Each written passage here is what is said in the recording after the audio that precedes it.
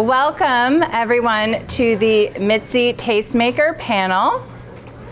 My name is Julie Vadnal. I'm the deputy editor at Domino Magazine, and we have such a great crew. I feel like we're already besties from the hour that we've spent together. A couple housekeeping things. If you entered the raffle, stick around. I'm going to be Vanna White after and announce the winner. And we're also going to take some audience questions. So if somebody says something they're like, ooh, I want to know more, just hold on to it. We'll come to you at the end. But now I'm going to get to our panelists. I'm going to introduce everyone, hopefully say their names correctly. I did practice.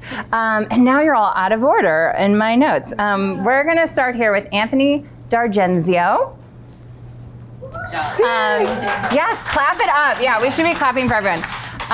Of Zio & Sons. He's an entrepreneur, creative director, and the design connoisseur behind Zio & Sons, a bespoke creative studio in the Hudson Valley. Anthony, thank you for being here. Excited to be here. Then we have Megan Moulton. She's a Charleston-based interior designer and the founder, principal designer, and creative director of Megan Moulton Design and Shop. Woo! And then we have Natalie Papier. She's a Charlotte-based interior designer and artist whose early exposure to art has sharpened her keen eye for unique art and unconventional design. And her bold and playful designs have been featured in Domino and Real Simple and HGTV magazine. There's lots and lots and lots, but I'm a little biased here. And then we have DeVito. He's a designer, photographer, artist, and founder of Old Brand New.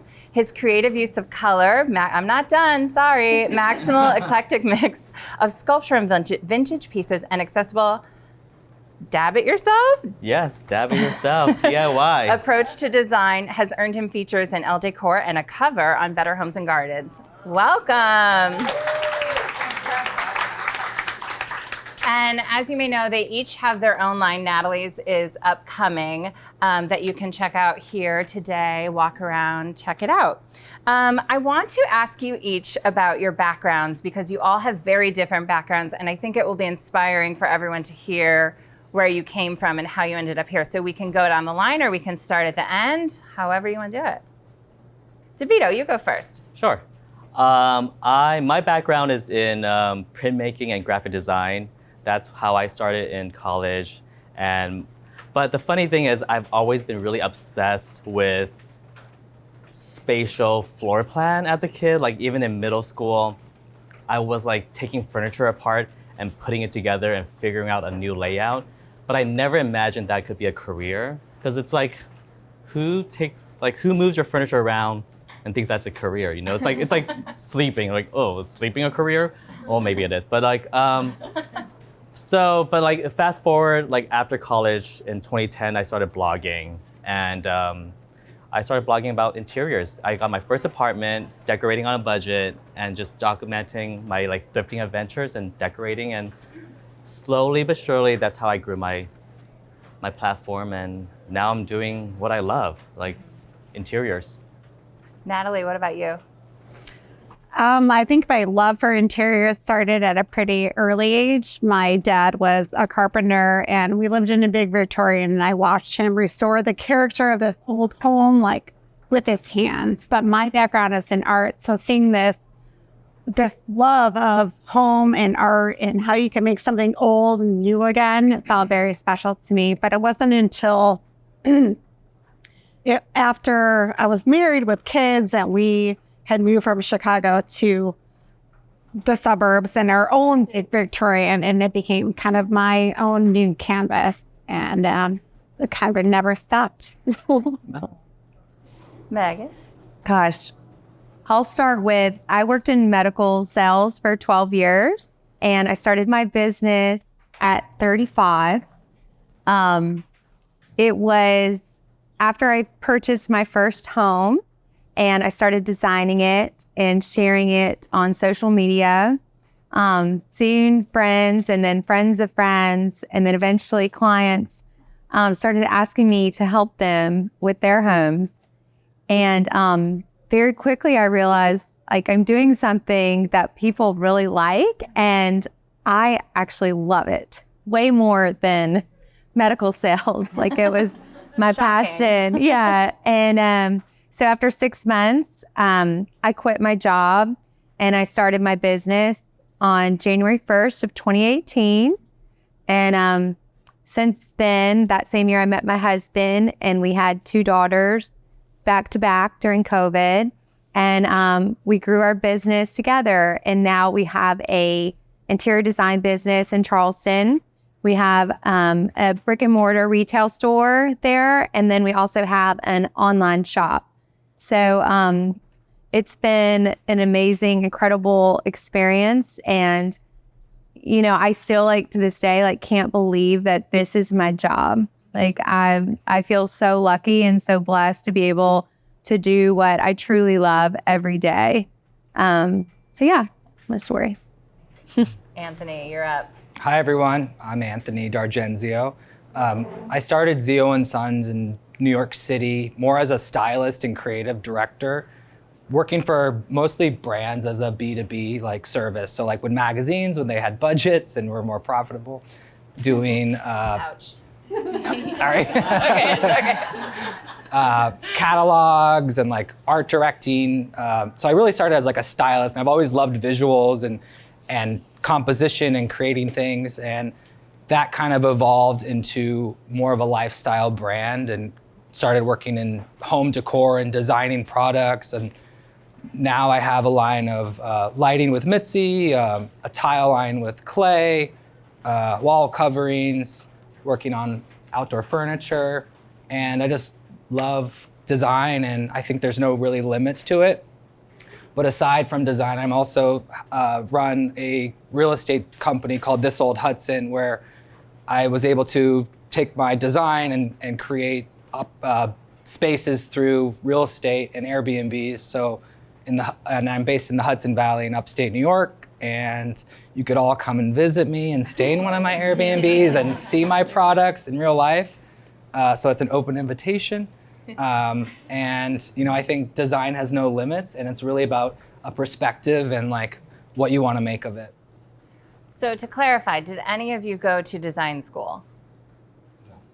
That's pretty cool to see you here and not, you don't need, it's really inspiring. You don't need that formal training. Do you guys remember your first big break? What was it? I think it's a multiple of things. I remember getting my first makeover challenge with West Elm. They gave me all this free product, and I was like, what? I get free products for a blog post? And I remember just the process. It was my first makeover, and so that was a light bulb happening for me. It was oh, this is what I really love. The process of helping somebody transform their space.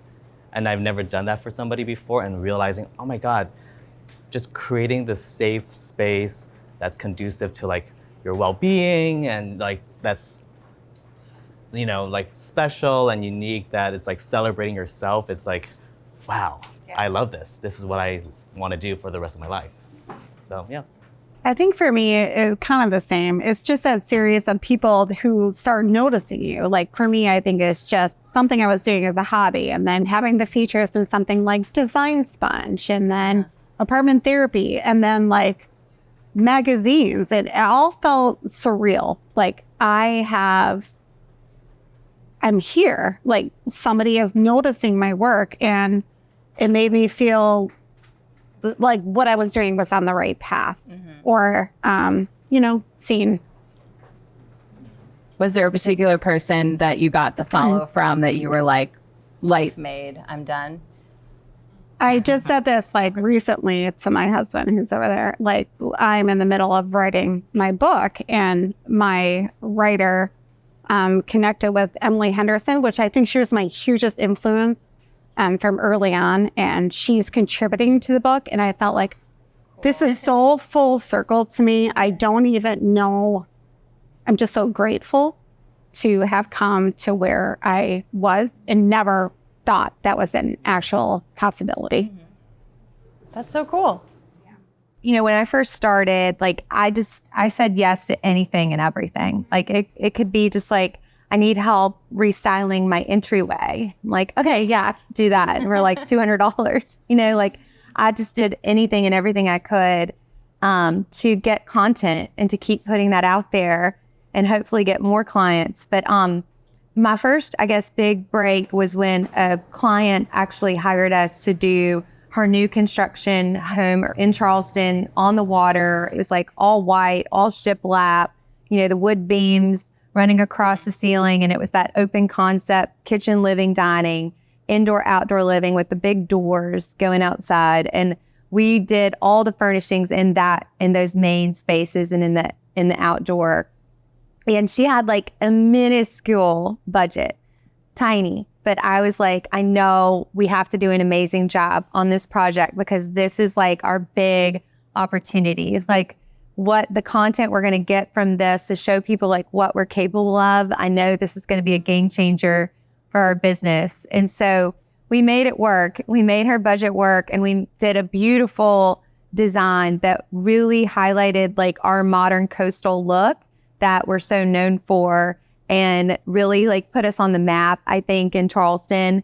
And we gained a lot of exposure in other clients just from that one project with the tiniest budget. But I knew that was going to be like a big moment for us. Yeah. What was your big break? I mean, it's a loaded question, but You've had a lot of cool breaks. Yeah. I think my career keeps evolving. I keep learning from things like, what do I like? What do I not like? And my biggest break, I would say, is when I started This Old Hudson, because I really was taking my brand from the internet or images in a magazine to like a real life experience. So the extension of that brand and creating an Airbnb and like a location where my clients could use as a vacation or a location rental for photo shoots, and a space that I really owned as my own, that not versus like something you're creating for a client or a brand. So I was just overwhelmed by the response from my community of like how people reacted to it, and like the press I was getting and like the opportunities that came from it. And it kind of just like spiraled from there and opened so many doors. And I think taking leaps of faith is really important, and like staying true to your style, and like forget what a client, sorry, Mitzi, no, like, like having a perspective, like as a designer, having a perspective is so important. And like, if you have a perspective and taste and drive, so many opportunities and interesting things will come from it. So I think it's just important to continue that, and like it keeps evolving and interesting things keep happening. I'm really glad you said that, because I'm always curious about how you develop that style, because we all know it's so important that, your grid looks cohesive, that your brand is cohesive, that you do projects that look like they're within the same world, maybe not the same house. Not everything can look the exact same. But how did you each develop, like how did you know what your style was and when to run with it and when to be like, that's not me? Yeah. I've personally always been drawn to history and historic architecture and old things. I've always been a lover of antiques and flea markets and just patina and textures and things with a history and soul. So that's always led my inspiration and passion. And like whatever project I'm working on, doesn't matter if it's a photo shoot or a collaboration with a brand, it's always about like, think of like the mission of that thing, and like staying true to of like your style, but also like with the constraints you're working with. Mm-hmm. So I think it's always interesting to think of like the place, but also like how do you interject yourself into the overall picture, if that makes sense. So would you put, for example, like a lucite table in a place in a home you were designing? Probably not. Okay. No. That's a no. Yeah, it's a no. Yeah. How did the rest of you develop your style? Or was there a moment where you're like, not me, and we're not going to do that again? Or, like how did you develop what your look is? I would say for me, when I was sharing my home early on in social media and kind of how I built my business organically, I was sharing my home, and I guess I had a style that I didn't even realize was a thing. But then it became very clear that the style, it kind of got tagged as like light, airy, modern, coastal. And I think this was like kind of along the same time that like Serena and Lily, all that kind of blew up. And like, so not only was it a style like in Charleston and the coastal cities, but it was also becoming a style like nationwide. So I always say like right place, right time, right style, I think is what really, helped me. And it just happened to be my natural style anyways that I gravitate towards and love. And like you said, just being true to yourself and whatever that style is. But I will say like over the past 5 years, that style has definitely evolved. And my personal style is much more modern and kind of eclectic, I think, because of my husband. But, my design team will come to me all the time presenting like new, really outside the box, like ideas for clients, which I love, that we're doing different stuff. But there's certainly times where I kind of, like you said, like put my foot down and say, absolutely not. Because at the end of the day, like this has to be our brand and our style, but always being open to new things and new concepts, of course, and evolving. But I think staying true to yourself always is so important. But have you ever woken up and been like, I just want to do something all leopard? Like, do you ever feel like today I feel different and I just want to try this thing that I've never done before? I think I'm lucky that I get to do that at my personal home. I don't know about y'all, but like my personal home is ever changing and evolving. I mean, like we've painted our powder bath like 5 different colors in the past like 2 years, and like changed out the light fixture in the mirror like a million times. Cause I'm just like, I'm bored with that. Like I'm ready to try something new. So like my house, I guess, is a great like place for us to try new things and bring new, ideas home and try them. So my husband, I don't know, he's kind of used to it now. Like I think he's over it, like knows that nothing's like going to stay. But yeah, like I love trying new things. And I think even when I do try them at my own home and share them, I have clients all the time that come to me and they're like, your house is my favorite. Like it's so different. So I think definitely since COVID too, I feel like clients have been more open to trying new things, more color, more prints, more patterns. I think people are just more open. Interesting. Yeah. All right. Now, developing your personal style. I think I always been on the same path, but now I'm realizing why. And as an artist growing up, that's always been my focus. Art has always been a huge part of my life. And now I think the art is my inspiration behind the room design. So I kind of start with the art is to draw the palette and be a focal point in the space. That's something that is like near and dear to me. I didn't end up the artist that I thought I would be in my head, but now these houses are my canvas, and like collaborating with artists and working with artists and the textures and the color and just drawing something from that has been really important for me in establishing my style. It's very color forward, very art forward. Yeah. And that's my biggest inspiration. And I do, like you, like I love the patina and the vintage and the mix of things and making it really unique to the people who live there, not just a really pretty room, but personal to the people who live in it. Yeah. What about you, Deb? I am a maximalist, so I love all styles. And so I love color, I love style. And for me, my style is really about celebrating you and like celebrating your stories, your struggles even. Like just finding like where you came from and honoring that is like, so for me, like sometimes people get really stifled by decorating, and I'm like, decorating is just really another word for celebrating you. And it's really celebrating where you've been, what are your favorite memories with your family, and that color that reminds you of your 3rd grade favorite plant that you drew on your like diary. And so it's like those little things is really what makes all the spaces like feel memorable and meaningful. Yeah. So personal. You said a good word, and it was struggle. And I want to know what each of your like epic fails were early on and how we can avoid them in this room. Let us learn from your mistakes. What were your epic fails?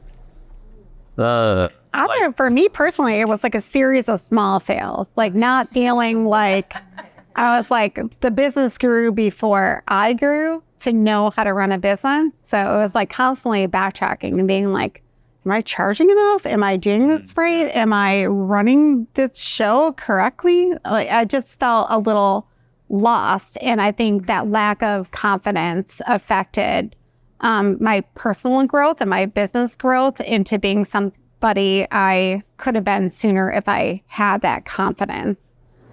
But that takes time. It takes time. And honestly, I don't think there's any other way to do it if you're self-taught. Maybe I'm way wrong and somebody is doing it way better than I do. You know?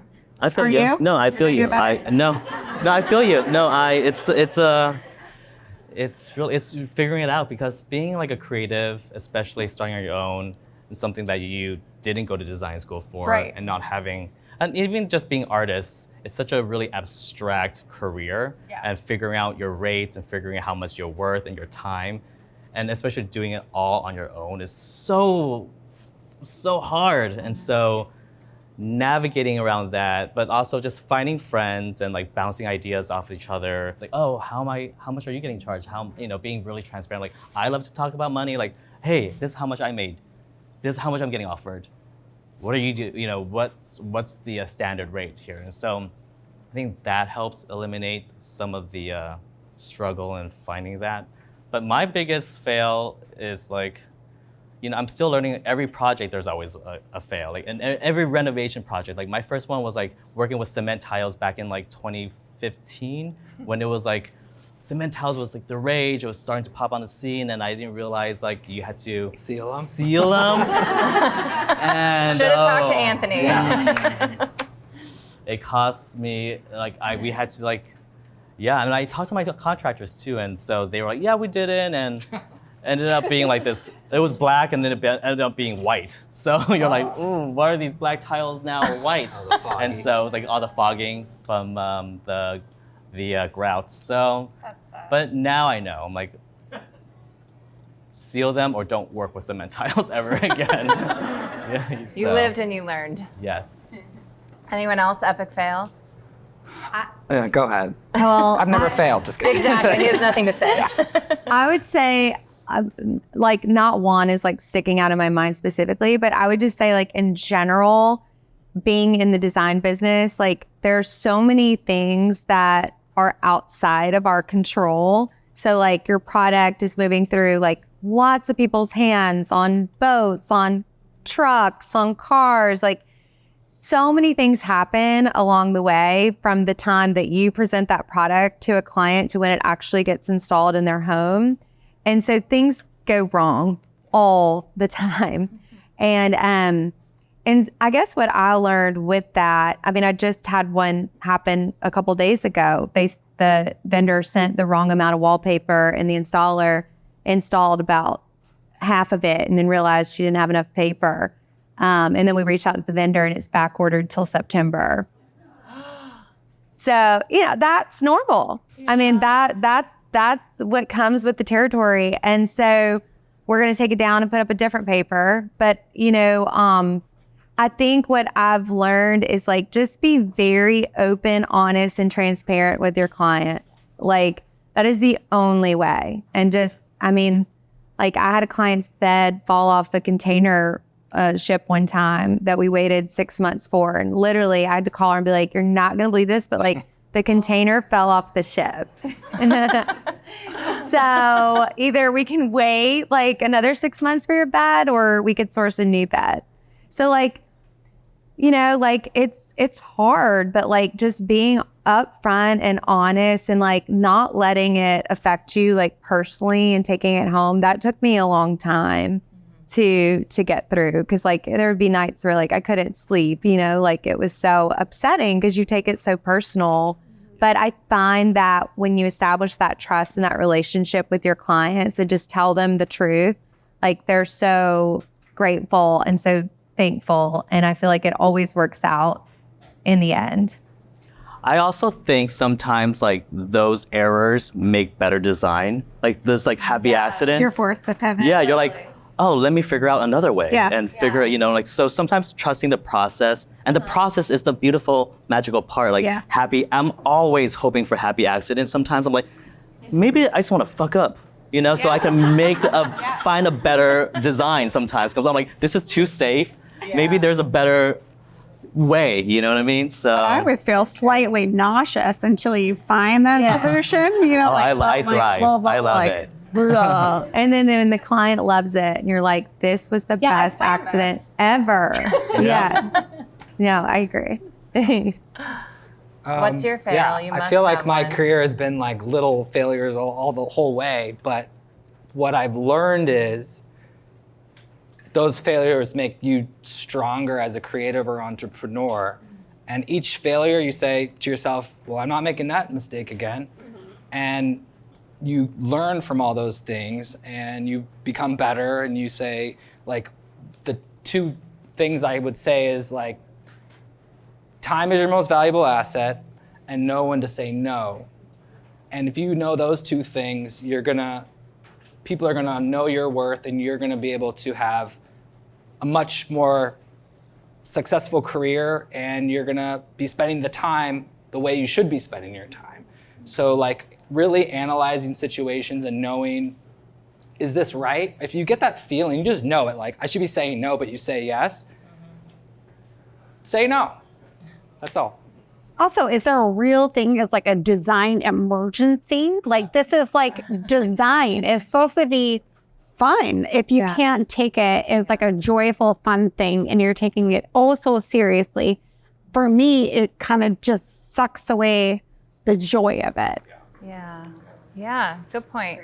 One thing I want to ask you guys about is social media and how it's helped you establish your brand. And then we all know it changes every 2 weeks what, the algorithm wants. So how do you keep up with the changes in social media when your brand is dependent on social media? At this point in my career, I love what I do, and I'm grateful that I started my blog in 2010 and have ride through the first wave of social media. I think that's important to if you want success, start with whatever's happening now. And right now it's reels and videos and social media and on Instagram or TikTok. But I have a Mitzi line. I'm good. I'm not gonna be restless and now I'm like, oh my God, am I gonna post a reel? Oh my God, So I'm counting on my checks from, my royalties from Mitzi. So Fire lights. Which are right over there. So, I agree. I've never gotten super caught up in what's the latest algorithm? What are we supposed to be doing? I feel like if you think about that all the time, you'll just stress yourself out about it. And it is always changing. So I feel like just do you, be authentic, put it out there and don't worry so much about that.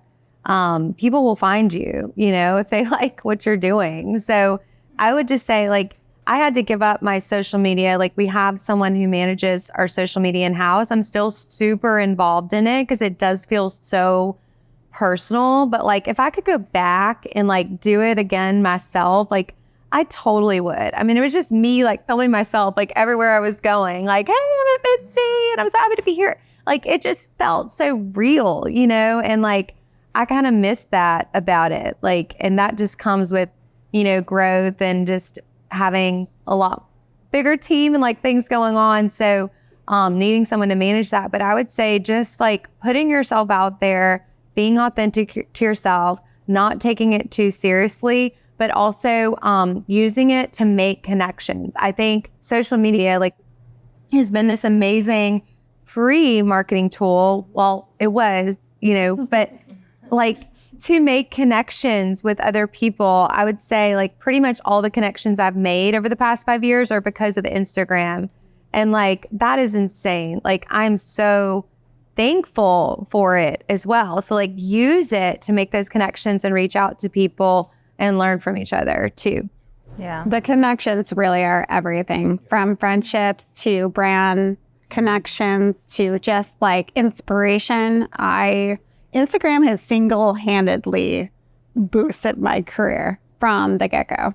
starting out as like a stay-at-home mom, posting stuff that she loved to do in her own interiors to like this. Like, what is happening? This is so crazy. And it's the best. It's just, it's nice. And people there are genuinely supportive if you're authentic and you stay authentic to yourself, to, you know, what you said. And honestly, I don't think I would have had any of these opportunities that I have had without using that as like a business tool. Yeah. So all the love for Instagram. No, Yes. no love, hate. Wow. But no reels. I'm done. That's it. No reels. Well, I think it's like, you know, we've been on Instagram for so long, and like Tired, man. you know, and so, but if you're but I think it's important if you are just starting.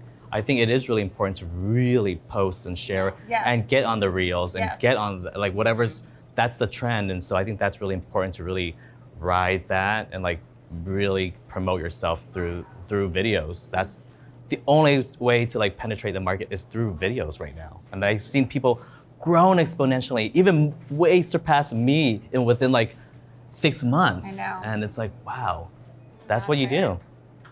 Yeah. So, and it's amazing. I love social media. I think this is a great way to connect and grow.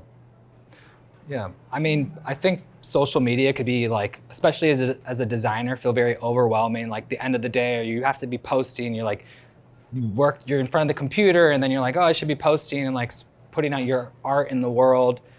And you don't have to be posting every day. Like I've always thought quality over quantity, and at least for my services. So like I'd rather have, if I'm gonna touch or connect with someone on the internet, have it be a really beautiful, engaging, interesting, like something that like added value to that person's day versus just like a reel of someone like feeding their dog. Like there's like junk content and there's like quality content. So I think leading with quality and real content versus fluff is gonna go a lot further in this world. And, you know, just resonate with people the way you wanna be portrayed. Like put the things out in the world how you want your customers and your clients and the world to see you, and that's what's gonna come back. And it is a little tricky. There's the designers and there's influencers, and sometimes they cross paths. And so you have to put yourself back into like, are you a designer or are you an influencer? You can do both. Right. But it is a little bit about, you know. I chose, so when I started my Instagram, it was way back in the day, just my personal Instagram. And then it became my business Instagram. And I was like, I'm just going to keep it both. Like, you know, like I share my kids all the time. I share my husband. I share my life. I share my business. I share my product, my shop. I don't have a separate shop Instagram. Like I just chose to keep it one. And I had a million people telling me like, that's wrong. You should have a shop Instagram. You should have a personal Instagram. But again, like, I just feel like you should do whatever feels right to you. Like, it doesn't matter what anyone else thinks. It's your own personal platform that you can use however you choose. And that's just how I like to choose mine. So if you don't want to see my babies, it's okay. Unfollow. Just unfollow. We're obviously all here because of a big brand partnership, but I really want to know how you decide what brands to partner with, or when you, as you mentioned, when you know, nope, not for me, even though you're like, that check would be nice. So how do you decide what partnerships make sense, and how does that boost your career? Authenticity. Okay.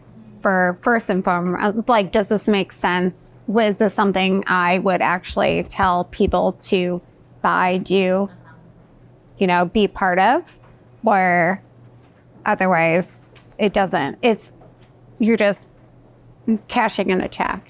And there's nothing wrong with that. A lot of people like need that too. But for me, I think it comes down to just what feels authentic to your brand and to yourself.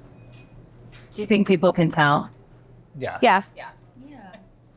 I was already using the Mitzi line regularly and a big fan of the collection. So it was already like an authentic thing, you know, that I used the product. And so when they reached out to me about the Tastemaker collection, I don't think I realized what it was. I really just thought it was like I would go on the Mitzi website and like just give my stamp of approval. Like, these are my favorite lights, you know? And then once it got started and it was like, okay, no, can you send us your drawings? I'm like, I've never drawn a light in my life. Like, really? So like, it like made me realize like, oh my God, like this is like a legit, like I'm designing lights. Like, this is crazy. So this is my first product collaboration ever. And I'm so grateful because I love Hudson Valley. I love the Mitzi team. Like, you seriously could not ask for a better team and a better partnership. So I'm very grateful for all of it. And yeah, I mean, just talking about future partnerships, it's really just brands that I use already for projects. You know, that just feels natural. Yeah, I think that's really important. Like, whenever an opportunity knocks, the ones that really resonate are the ones that happen naturally. Like me using, like in my renovations, Hudson Valley Lighting, all the different families, and then it just segueing into a collaboration. So I think if you're really working in the field that you want to be in, like those opportunities are going to come your way. And the ones that just pop up, like a paper towel ad or something stupid, you're like, no, like this is not right. But no, I mean, like if Bounty wants to pay me 40 grand, I'll just. I guess I like paper towels. Yeah, I will figure out a way to make it work. We always say at Domino, when there's an idea and we're looking at the images of a project, like if it's not a hell yes, then it's a no, because we want to write about things that we're excited about. So similarly, it's like you want to work with brands that you're genuinely excited about. Yeah, you have to wear like an editor cap as a creative. Like, is this going to work in my brand portfolio? Totally.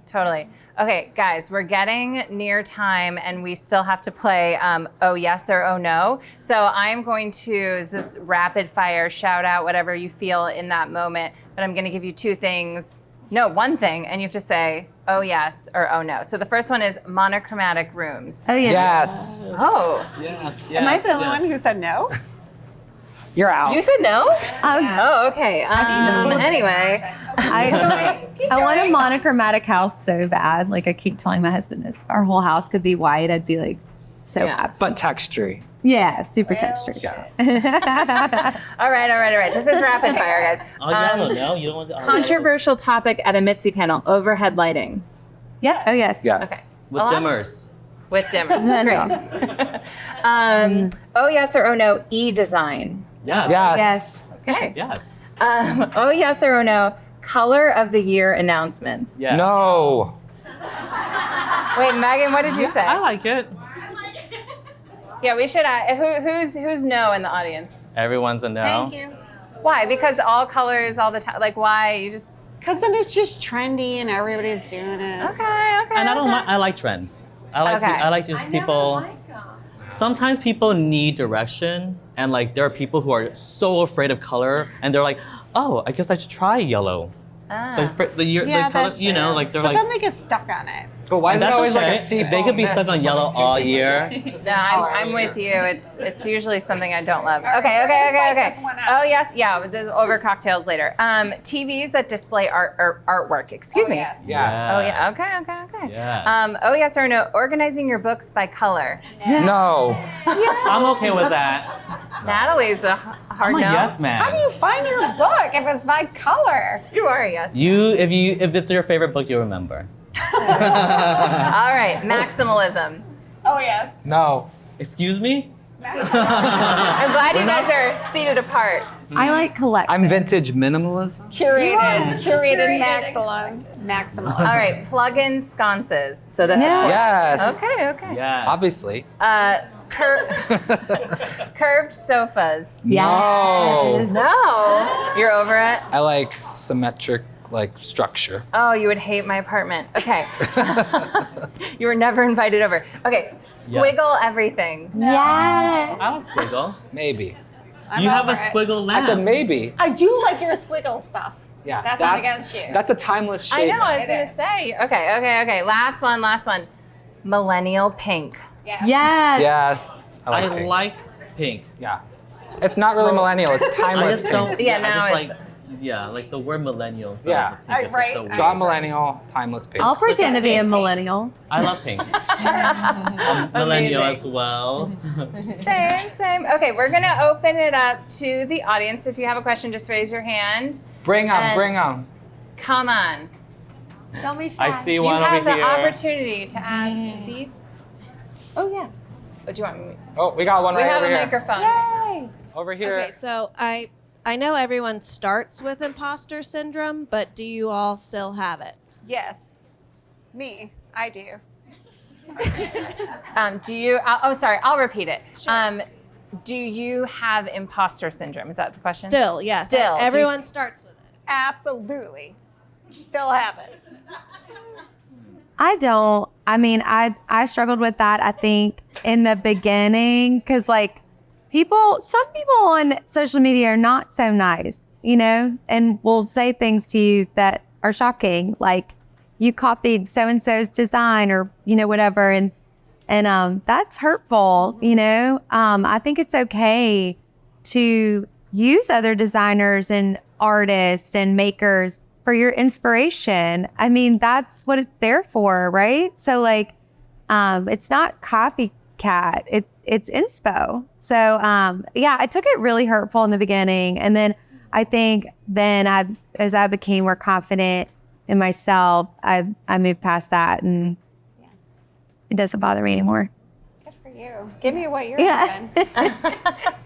I think if you're unique and you have a perspective and recreate something, there's not really a feeling of that. So just, at least if you're gonna like be inspired by something, make it your own. Like, that's how I feel. Yeah. We all get inspired somehow. I have a very competitive personality, and so I like, not that I mean, I'm competitive even with like my own friend circle. Like competitive is sometimes seen as like a negative thing, but it can also feel inspiration and also motivation and do things. So for me, like when I see something really beautiful, like something from like let's say recently Giancarlo Valle's new like hotel that he created, I'm like, oh my God, this shit is amazing. I love it. How am I gonna do something that's almost similar or better? Like I want to be that, So it drives me to be like, it pushes me out of my comfort zone and makes me want to design better or like, outside the box. So that's how I like deal with it. Yeah. I don't really have it, but I think that's a character flaw of mine. So. Oh. I think it's good to have a little bit of it. Someone else had a question. Hello, I'm Claudia. Speak loud. Okay, I'm Claudia Bellany. I represent Heels and Hardware out of the DMV, District of Maryland, District of Columbia. And my question really relates to inspirational international travel. Can you each name a couple cities that you like to travel to and why international travel is important to you? Where have you gone recently? So many. You were just So I somewhere. just got back from Vietnam. I was in Saigon and Nha Trang and Hanoi. And I think it's really fun and inspiring to see how different cultures use color. Oh, for me, I always looking for color and also how they use, Saigon was also colonized by the French, and so there's that. But it's also beautiful to see the mixture of, that as well. And also, because I also live in New Orleans, so I'm like, oh my God, these are such similar vibes. Like, it's just so fun to see color and how, each country just, and also seeing designers use color in different ways, like boutique hotels or shops and things like that. So for me, I just got back from Vietnam. That's fresh in my mind, so. We lived in London for a couple of years when my son was young, and that city to me was this mix of like old and new and layers and patterns, and I sucked so much of that inspiration from that city and just came back with I felt like so much creativity or things that I wanted to try or do. That's definitely, traveling is a huge thing. Even when I went to New Orleans recently, it's like the color palettes and it's huge. I think traveling in general, even if it's not internationally, but just within your own country, is a huge way to get inspired and learn from different cultures and areas and open up your eyes a little. I love this question. My favorite place in the world is the south of France. My husband and I honeymooned in Saint-Tropez, and then we took our girls back there last summer. And it's so cool being there because you're in this coastal city, which is very much like where we live in Charleston. So you see a lot of like the soft colors, you know, and like that coastal influence, but done in such a like elevated way, which is what I feel like I'm always trying to incorporate into my designs. And I just love that French inspiration. So France will always be hands down my favorite. I'm born and raised in Northern California, and that place was like too new for me. I'm an old soul. I love any place that's historic, but like when I'm traveling, I want kind of exotic. So like I love Morocco. I love like Southern Italy, Southern France, Paris, just places that have just old buildings and decrepit walls and like exotic foods and unique colors and flavors, and like anything that really like has that, I'm like drawn to it and inspired by it. So give me something old and I'll be there. Yeah, I think it's important to find like a local, for me, I always search for like a local gallery and figure out, oh, these are like the local artists, and see how they, you know, paint or like their works.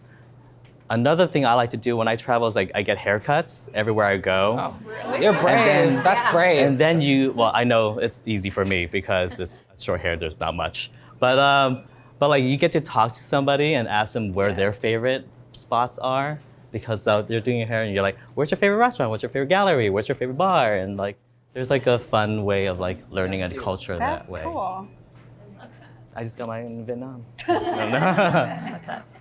Oh, great question. We have time for one more, or we can have a cocktail and announce the winner. One more. Is there one message you tell yourself as you work, remind yourself of, that helps you move forward, that helps you get through whatever you do? What's that message? What's the thing you tell yourself? Okay, is there a message or a mantra that you use? Yes. Our company values are honesty, kindness, respect, and positivity. We live and breathe by those, personally at home and then in my business. I always tell my team the power of positivity is like absolutely unreal if you like will believe in it and believe in yourself. And like what I've just seen it play over in my career now, just a short 5 years, like over and over and over again. Like that positive energy that you put out there into the world, you will get back like tenfold.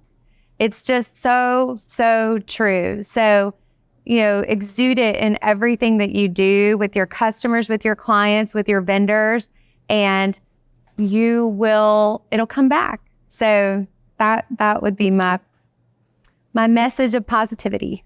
For me, I guess patience is really important.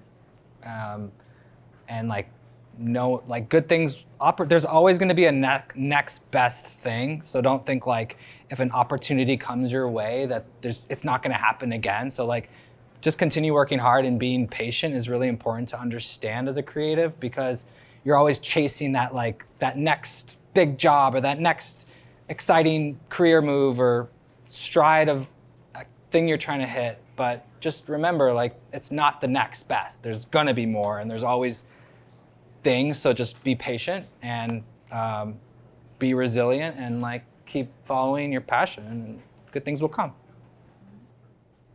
Mine is more like, don't freak out. Because like you're going to be able to figure this out. but like, just don't freak out about it. Give yourself a hot minute to establish like what the problem is and like then how to solve it. That's called anxiety. I freak out. So me, I'm like, yes. So I think for me, it's just, I have to tell myself, like, celebrate yourself. I wish I celebrated myself sooner. Oh my God. Like, because I was such a shy, I was telling Julia, I was such a shy, introverted person. And now I'm like blossoming into this like extrovert. And I love me. But every now and again, I have like this shy part of me come out. I'm like, you know what? I miss that shy side of me. Where did that come from? But like, just celebrate yourself, celebrate your work, promote it, do everything. Don't be precious, don't be shy. You know, your strength and your struggles are all you, and celebrate it. Like, I have artworks that I've created in my darkest times, and I hang out my artwork on my wall, and it reminds me, like, look how far I've come, like my trajectory, like this, and I love it. Like, so just celebrate yourself. Amazing. Great note to end on. We are going to announce the winner of the raffle. Oh, we are, yay. Here it is. Drum roll, please. All right, Lindsay Kemp. Are you here? Lindsay! Yeah, Lindsay. Come on down. Sure, yeah. Yes! Yay! You're getting my line, right? You get a hug from each tastemaker. That's how you win. Congratulations.